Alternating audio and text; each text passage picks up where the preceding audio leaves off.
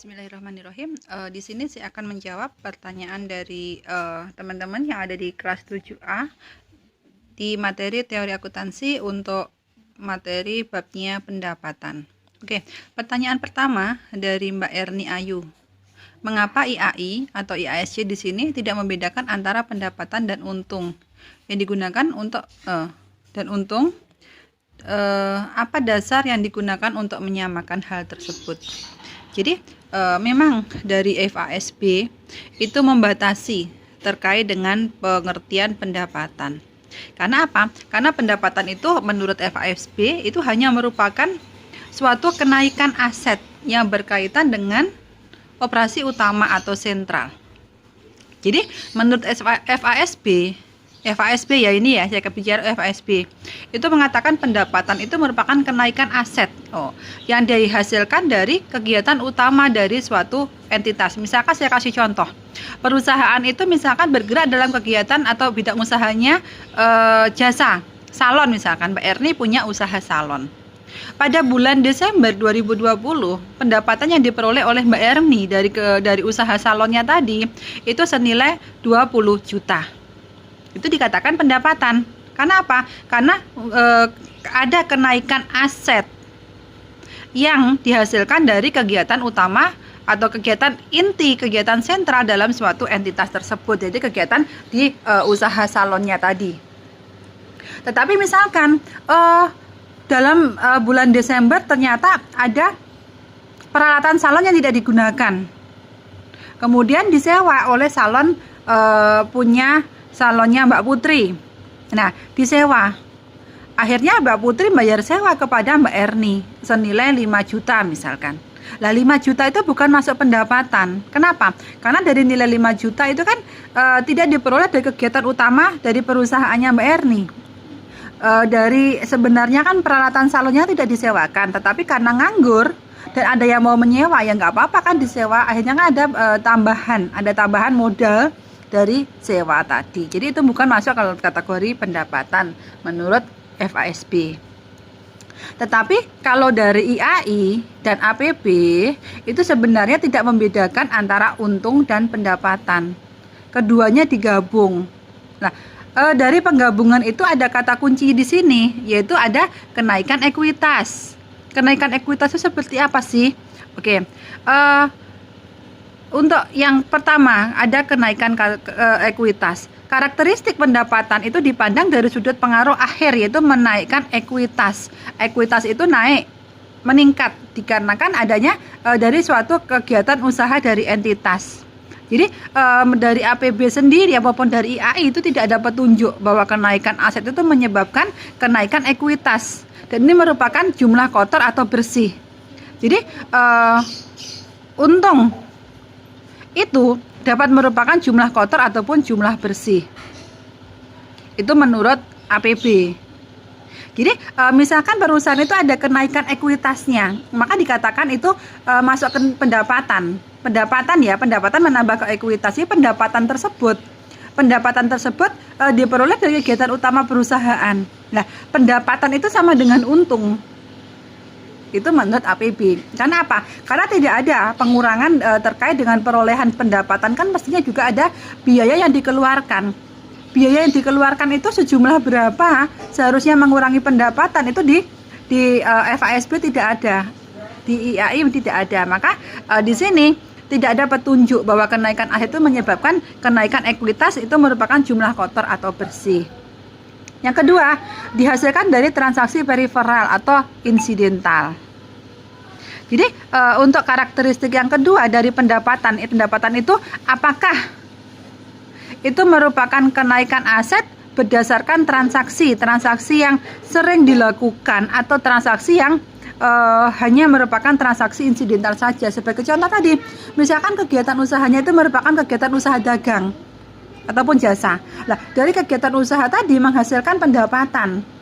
Nah, dari pendapatan itu masuk kategori pendapatan atau untung. Atau juga ada lagi misalkan tadi menyewakan peralatan salon, itu masuk ke kategori pendapatan atau untung.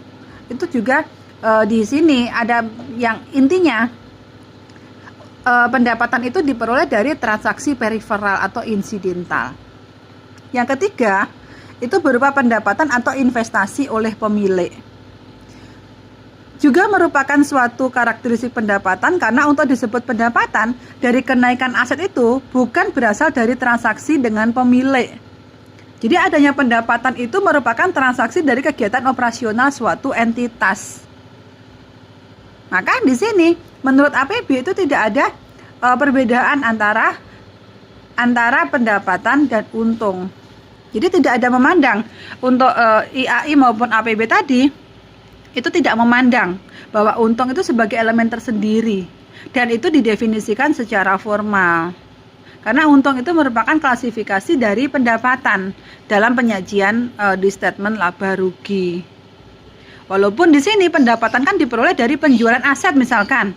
Berarti kan kalau penjualan aset itu bukan dari transaksi utama atau bukan dari transaksi yang sering terjadi, tapi merupakan transaksi yang insidental. Nah, itu juga masuk klasifikasi pendapatan menurut APB.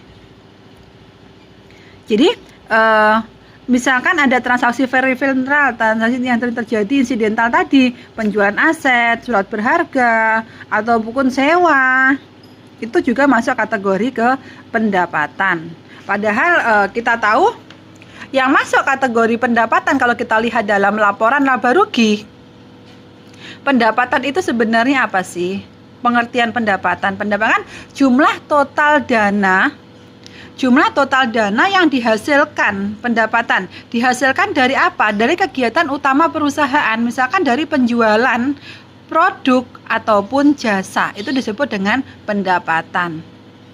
Jika suatu perusahaan itu misalkan menjual produknya berupa sepatu, berarti pendapatannya diperoleh dari mana? Dari berapa jumlah sepatu yang terjual kepada konsumen. Pendapatan. Tetapi terkait dengan keuntungannya berapa sih? Nah, keuntungan itu diperoleh dari pendapatan dikurangi dengan biaya yang dikeluarkan. Kalau pendapatan itu lebih besar daripada biaya yang dikeluarkan, maka perusahaan akan memperoleh keuntungan. Kalau pendapatannya lebih kecil daripada biaya yang dikeluarkan, maka perusahaan akan menderita rugi.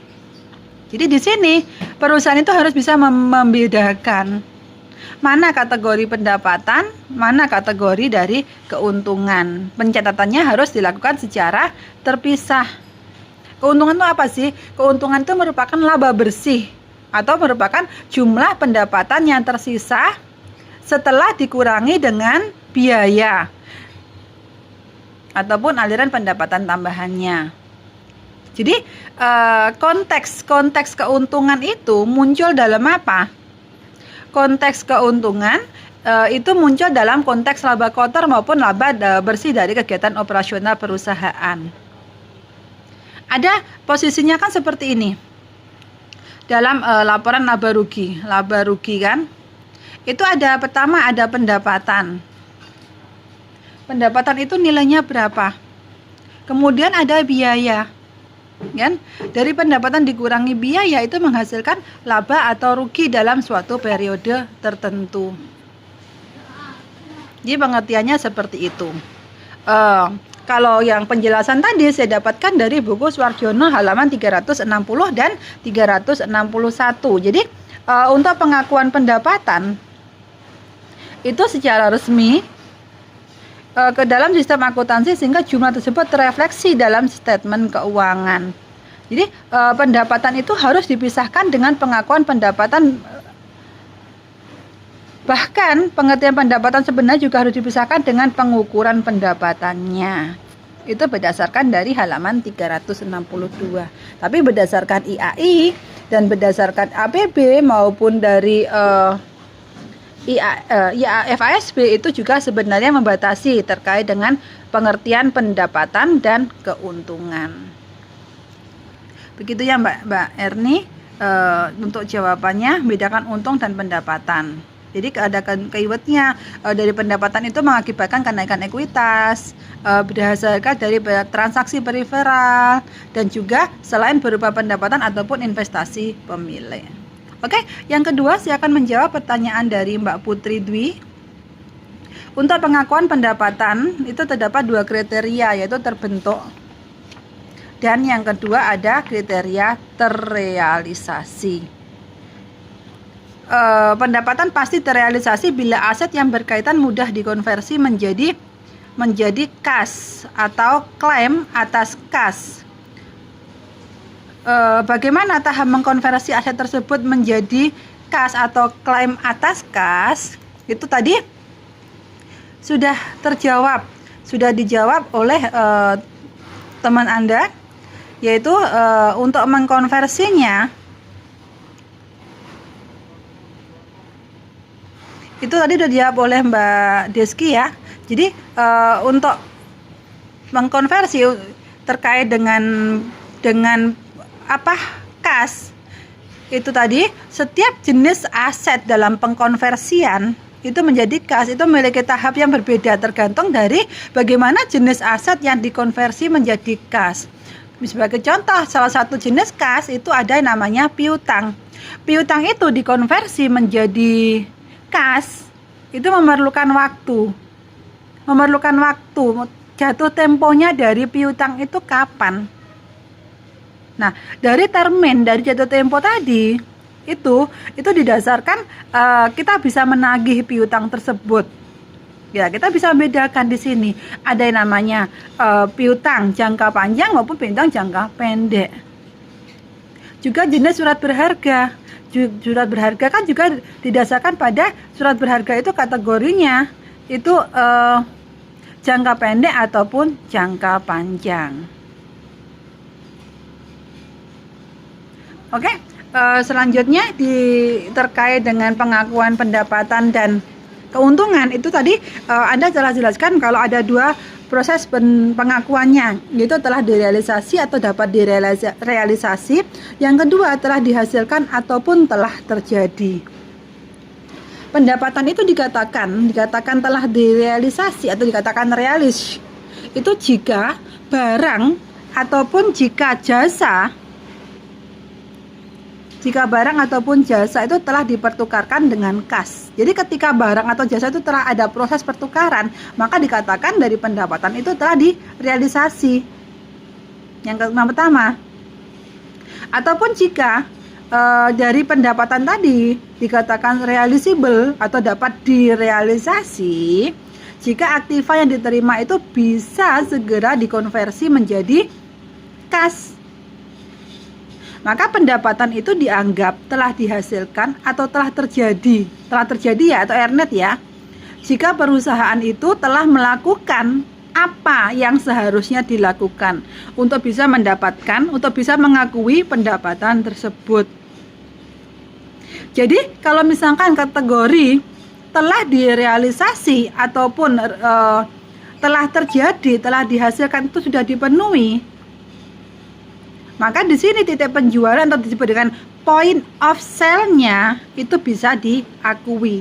Jadi ketika sudah ada pengiriman atau ketika sudah ada jasa yang diberikan kepada pelanggan, maka di sini pendapatan itu dikatakan sudah diakui. Ataupun juga ketika perusahaan itu telah memberikan sebagian besar dari barang ataupun jasa kepada pelanggan, maka pendapatan ini sudah dikatakan sudah dihasilkan, sudah terjadi. Jadi pendapatan itu dikatakan telah dihasilkan atau telah terjadi itu biasanya setelah melakukan atau setelah melalui penyelesaian secara substansial terkait dengan aktivitas yang terlibat dalam proses pembentukan pendapatannya. Misalkan telah terjadi pembayaran, berarti di sini dikatakan telah direalisasi. Ataupun misalkan sudah ada janji pembayaran, nah maka dikatakan di sini dapat direalisasi. Nah, ada pengecualian di sini untuk pengakuan pendapatan yang dilakukan pada titik penjualan. Itu pendapatan itu dapat diakui pada saat pertama dalam perusahaan itu sudah melakukan proses produksi. Nah, itu bisa diakui. Oh, ini merupakan masuk kategori pendapatan. Yang kedua, akhir produksi. Yang ketiga, pada saat kas diterima. Nah, Selain itu juga ada pengakuan pendapatan sebelum kontrak ataupun sebelum dari suatu proyek itu selesai dikerjakan. Jadi di sini pada saat proses produksi berlangsung itu boleh juga diakui sebagai pendapatan. Jadi di sini itu diperbolehkan untuk diakui pendapatan kalau kontrak itu masuk dalam kontrak konstruksi jangka panjang. Jadi jika dari barang ataupun jasa dikontrak di muka dan untuk periode produksi atau pelaksanaannya itu melebihi 1 tahun, maka untuk metode prosentase penyelesaiannya atau metode kinerja proporsionalnya itu diharapkan bisa dilaksanakan untuk mengakui pendapatan. Sampai di mana sih proses produksinya? Nah, pengakuan pendapatannya itu sampai di mana proses itu telah dijalankan. Jadi di sini pengakuan pendapatannya itu diakui secara bertahap. Bertahap seiring dengan kemajuan, seiring dengan berapa tingkat penyelesaian proyek tadi. Walaupun secara teknis itu belum ada transfer kepemilikan barang, karena proyeknya jangka panjang, itu pendapatan itu sudah bisa diakui, sudah dihasilkan. Misalkan sebagai contoh ya, untuk proyek jangka panjang seperti ini misalkan ada kontrak konstruksi bangunan. Misalkan ada pembangunan waduk ataupun jembatan ataupun jalan raya ya. Jika di sini memungkinkan ada pengestimasian biaya, proses kemajuannya itu sampai di mana, sampai berapa persen, maka di sini itu prosentase dari proyek tadi sudah selesai, itu perusahaan bisa mengakui sebagai pendapatan. Ada lagi pengakuan pendapatan itu setelah proses produksi berakhir. Jadi ketika proses produksinya sudah berakhir dan penjualan itu dan belum ada terjadi penjualan, maka di sini bisa diakui juga sebagai pendapatan. Kenapa? Karena kita sudah bisa memprediksi nanti produk kita akan diterima oleh pasar mana. Kita sudah mempunyai market sendiri. Dan di sini untuk penjualan produk tersebut itu sudah pasti akan terjadi tanpa ada usaha. Seperti itu. Jadi tidak usahanya ya kita menjual aja langsung, kita sudah punya market. Misalkan emas, ada produk emas. Kita kan sudah punya market. Market kita untuk emas ini siapa? Nah, kita kan udah pasti ini nanti akan terjual. Misalkan ada produk pertanian. Jagung, ada beras. Kita sudah punya market, nanti pasar kita siapa? Jadi di sini sudah ada jaminan pembeli. Berarti itu walaupun belum diserahkan kepada konsumennya, belum ada konsumen yang membeli, itu sudah langsung bisa diakui sebagai pendapatan. Dan juga ada ketiga, pendapatan itu diakui ketika kas itu sudah diterima. Kapan sih? Jika kita bisa meyakini, ini sudah waktu jatuh tempo, sudah tertagihnya sudah dekat. Jadi untuk pembayarannya itu sudah tidak diragukan kembali. Maka pendapatan di sini bisa langsung diakui pada saat kas itu diterima. Ini bukan pada saat terjadi penjualan ya. Misalkan ada penjualan properti real estate ya, itu penjualannya dilakukan dengan metode cicilan. Maka penerimaan kasnya itu juga akan bertahap selama periode angsuran. Lah, pengakuan pendapatannya seperti apa? Itu juga dengan menggunakan metode cicilan. Jadi metode itu diperbolehkan selama resiko tidak tertagihnya piutang itu tidak besar. Jadi kita bisa menyimpulkan untuk penjelasan dari materi kita di hari ini terkait dengan materi pendapatan. Pendapatan itu merupakan suatu pencapaian biaya dan juga upaya. Kenapa? Karena pendapatan itu dihasilkan dari biaya, dihasilkan oleh biaya. Tidak ada, kita tidak bisa mencapai sesuatu tanpa ada upaya. Kita tidak akan bisa menghasilkan apapun tanpa ada biaya yang harus kita keluarkan.